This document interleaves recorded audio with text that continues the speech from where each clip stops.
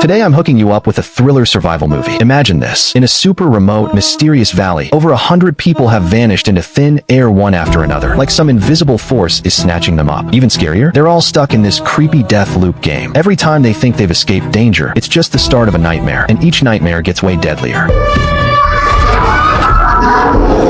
The main girl, Chloe, has a sister named Mia who disappeared out of nowhere a year ago, and there's been zero news about her since. Just when Chloe was about to give up looking, the last video Mia sent before vanishing became her only clue. So Chloe grabbed a few of her friends and drove straight to that middle-of-nowhere, desolate valley. Following the footage in the video, they found that cafe. From the outside, it looked like time had frozen there. Every little detail was the same, but there was this weird vibe in the air, like something was watching them from the shadows. Chloe was in a hurry, so she pushed the door open and walked in. The owner was a tall guy with a beard and a hat, and he looked all mysterious. Since this was the last place Mia was seen before disappearing, Chloe decided to get some useful info out of him. Right, were you working here last year?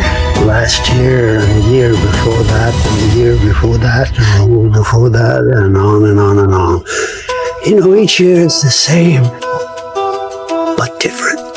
Chloe just nodded and pulled out her phone to show him a photo of Mia. The bearded guy glanced at it and said, "She's pretty, but did she go missing?" Chloe tensed up right away. She'd never mentioned her sister was missing. The bearded guy explained that Mia wasn't the only one who'd come here looking for someone over the years. Near a place called Glower Valley, people often vanished for no reason. Chloe's heart started racing after hearing that. She rushed out the door right away to tell her friends, who were waiting in the car. Those friends were solid. They didn't say a word, just drove straight to the valley. But luck wasn't on their side. Halfway there, a heavy rain started pouring down, so hard they could barely see the road ahead. They were arguing about whether to turn back when something weird happened. The rain stopped suddenly and the sky cleared up, but the sky looked all wrong. Adam pulled the car over to the side of the road, and everyone got out, curious to check things out. They found this place was like a cut-off paradise, both strange and creepy. There was no cell phone signal here. A cross stood on the ground not far away, and right where their car had driven in, a wall of water had suddenly appeared. For safety, they decided to go into the nearby house first and wait for the rain to stop before making other plans. But Chloe didn't rush in. She walked over to the water wall instead. She was staring at the water wall in a daze when she suddenly heard someone calling her name. She followed the sound and saw a figure not far away. The blurry outline looked exactly like her sister, but in the blink of an eye, the figure was gone. Chloe wanted to find out what was going on, so she walked straight into the water wall. Strangely enough, voices calling her name came from all directions, but she couldn't see anyone. Jake hurried over to pull her back and asked anxiously what had happened. At the same time, weird things were happening inside the house too. After they walked in, they called out for a long time, but got no response. Lily walked a few steps forward and noticed the calendar on the table showed October 24th, 1998. The clock hanging on the wall was weird too. There was actually an hourglass attached to its huge face. The first thing anyone would think when seeing this house was that no one had been there for years. Ben took his phone to record the furniture and decorations inside, and when he walked into the next room, he saw the wall was covered with dense sheets of paper. He pulled one off, and under it was a man's portrait with the word "missing" written on it.